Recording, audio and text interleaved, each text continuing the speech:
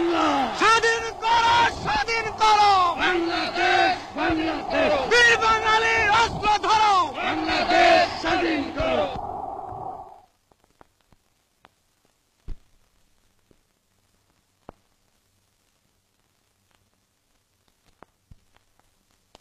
স্বাধীন বাংলার জাতির পিতা, স্বাধীন বাংলার জাতির পিতা মুজিবের পথ ধরো। মুজিব ভাই এসে গেছেন, তাকে আপনারা স্লোগান দিয়ে অভিবাদন দেন। শেখ মুজিবের পথ ধরো, বাংলাদেশ স্বাধীন করো, মুজিব ভাইয়ের পথ ধরো, বাংলাদেশ স্বাধীন করো, বাঁশের মাঠে তৈরি করো, বাংলাদেশ স্বাধীন করো, বীর বাঙালি অস্ত্র ধরো, বাংলাদেশ স্বাধীন করো। বীর আপনারা জোরে স্লোগান ধরেন, আমার দেশ তোমার দেশ, বাংলাদেশ, বাংলাদেশ, আমার দেশ তোমার দেশ, বাংলাদেশ, বাংলাদেশ, স্বাধীন করো, স্বাধীন করো, বাংলাদেশ স্বাধীন করো।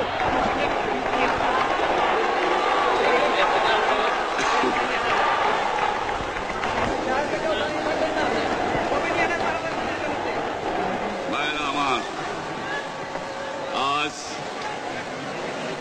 দুঃখ ভারাক্রান্ত মন নিয়ে আপনাদের সামনে হাজির হয়েছি। আপনারা সবই জানেন এবং বোঝেন আমরা আমাদের জীবন দিয়ে চেষ্টা করেছি, কিন্তু দুঃখের বিষয় আজ ঢাকা, চট্টগ্রাম, খুলনা, রাজশাহী, রংপুরে আমার ভাইয়ের রক্তে রাজপথ রঞ্জিত হয়েছে। আজ বাংলার মানুষ মুক্তি চায়, বাংলার মানুষ বাঁচতে চায়, বাংলার মানুষ তারা আজ তার অধিকার চায়। কিন্তু দুঃখের বিষয়, আজ দুঃখের সঙ্গে বলতে হয় 23 বছরের করুণ ইতিহাস, বাংলার অত্যাচারের, বাংলার মানুষের রক্তের ইতিহাস, 23 বছরের ইতিহাস, মুমূর্ষ নরনারীর আর্তনাদের ইতিহাস, বাংলার ইতিহাস, এদেশের মানুষের রক্ত দিয়ে রাজপথ রঞ্জিত করার ইতিহাস। 1952 সালে রক্ত দিয়েছি, 1954 সালে নির্বাচনে জয়লাভ করেও আমরা গদিতে বসতে পারি নাই। 1958 সালে আইয়ুব খান মার্শাল ল জারি করে 10 বছর পর্যন্ত আমাদের গোলাম করে রেখেছে। 1967 সালে 6 দফার আন্দোলনে 7ই জুনে আমার ছেলেদের গুলি করে হত্যা করা হয়েছে। 1969 আন্দোলনে আইয়ুব খানের পতন হওয়ার পরে যখন ইয়াহিয়া খান সাহেব সরকার নিলেন, তিনি বললেন দেশে শাসনতন্ত্র দেবেন, গণতন্ত্র দেবেন, আমরা মেনে নিলাম। তারপরে অনেক ইতিহাস হয়ে গেল, নির্বাচন হলো। আপনারা জানেন দোষ কি আমাদের? আজকে আমি প্রেসিডেন্ট ইয়াহিয়া খান সাহেবের সঙ্গে দেখা করেছি, আপনারা জানেন, আলাপ আলোচনা করেছি। আমি শুধু বাংলার নয়, পাকিস্তানের মেজরিটি পার্টির নেতা হিসাবে তাকে অনুরোধ করলাম 15ই ফেব্রুয়ারি তারিখে আপনি জাতীয় পরিষদের অধিবেশন দেন। তিনি আমার কথা রাখলেন না, তিনি রাখলেন ভুট্টো সাহেবের কথা। তিনি বললেন প্রথম সপ্তাহে মাসে হবে, তিনি মানে নিলেন। আমরা বললাম ঠিক আছে, আমরা অ্যাসেম্বলিতে বসবো, আমরা আলোচনা করব।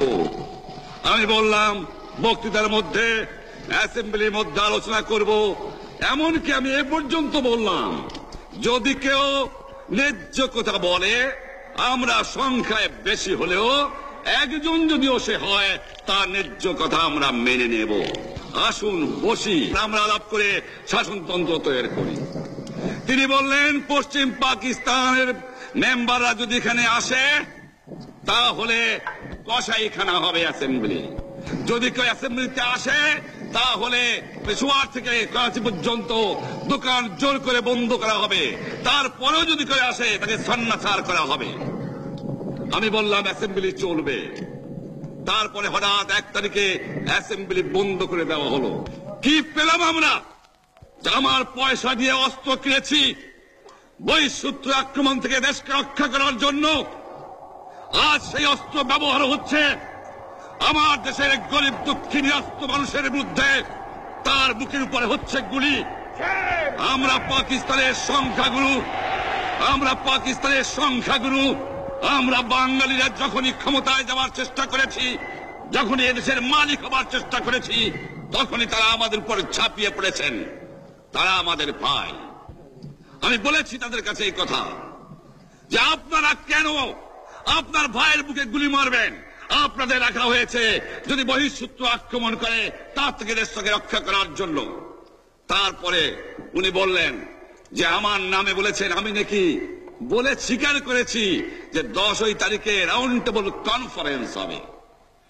আমি উনাকে একথা বলে দেবার চাই, আমি তাকে তা বলি নাই। টেলিফোনে আমার সঙ্গে তার কথা হয়। তাকে আমি বলেছিলাম, জনাব ইয়াহিয়া খান সাহেব, আপনি পাকিস্তানের প্রেসিডেন্ট, দেখে যান, ঢাকায় আসেন, কিভাবে আমার গরিবের উপরে, আমার বাংলার মানুষের বুকের উপরে গুলি করা হয়েছে, কি করে আমার মায়ের কোল খালি করা হয়েছে, কি করে মানুষকে হত্যা করা হয়েছে। আপনি আসুন, দেখুন, বিচার করুন, তারপরে আপনি ঠিক করুন। আমি এই কথা বলেছিলাম। হঠাৎ আমার সঙ্গে পরামর্শ না করে বা আমাদের সঙ্গে আলোচনা না করে 5 ঘন্টা গোপনে বৈঠক করে যে বক্তৃতা তিনি করেছেন এবং যে বক্তৃতা করে অ্যাসেম্বলি করেছেন, সমস্ত দোষ তিনি আমার উপরে দিয়েছেন, বাংলার মানুষের উপরে দিয়েছেন।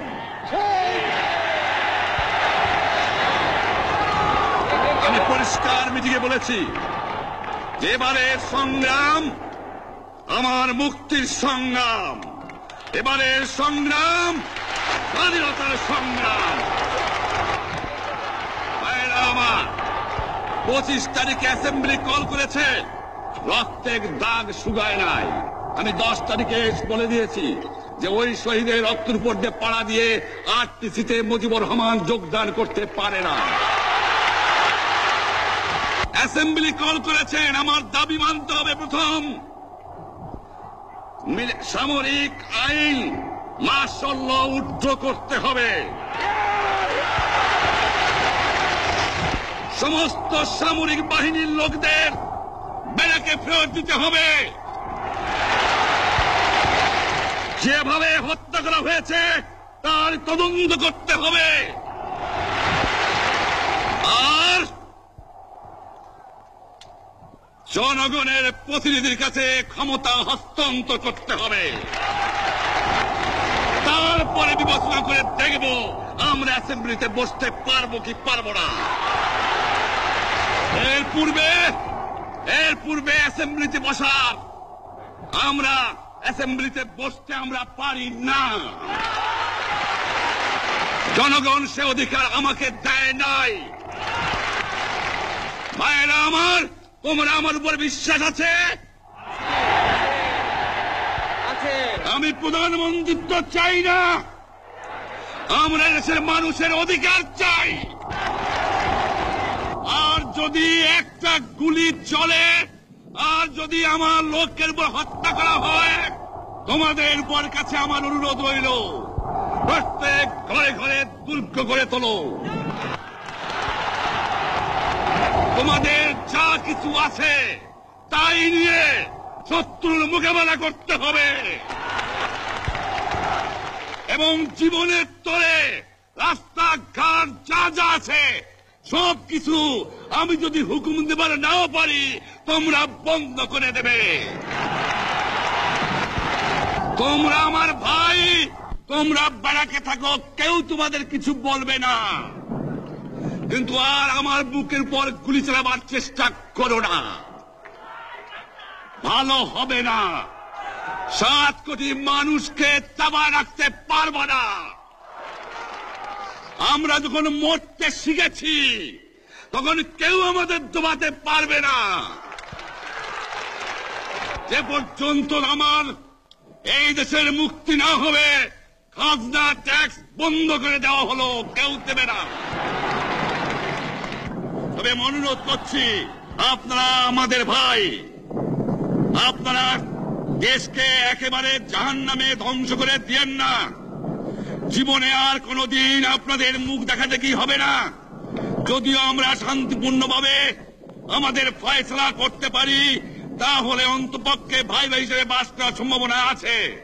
সেই জন্য আপনাদের অনুরোধ করছি, আমার এই দেশে আপনারা মিলিটারি শাসন চালাবার চেষ্টা আর করবেন না। দ্বিতীয় কথা, প্রত্যেক গ্রামে, প্রত্যেক মহল্লায়, প্রত্যেক ইউনিয়নে, প্রত্যেক সাব ডিভিশনে আওয়ামী লীগের নেতৃত্বে সংগ্রাম পরিষদ গড়ে তোলো এবং তোমাদের যা কিছু আছে তাই নিয়ে প্রস্তুত থাকো। মনে রাখবা, রক্ত যখন দিয়েছি, রক্ত আরো দেব। এই দেশের মানুষকে মুক্ত করে ছাড়বো ইনশাআল্লাহ। এবারে সংগ্রাম আমাদের মুক্তির সংগ্রাম, এবারে সংগ্রাম স্বাধীনতার সংগ্রাম। আপনারা আমার উপরে বিশ্বাস নিশ্চয়ই রাখেন। জীবনে আমার রক্তের বিনিময়েও আপনাদের সঙ্গে বেইমানি করি নাই।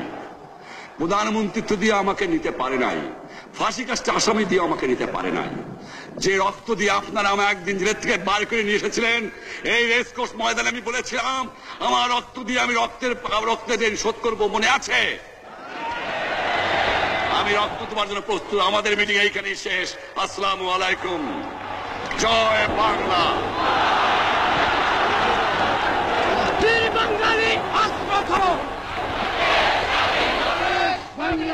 বীর বাঙালি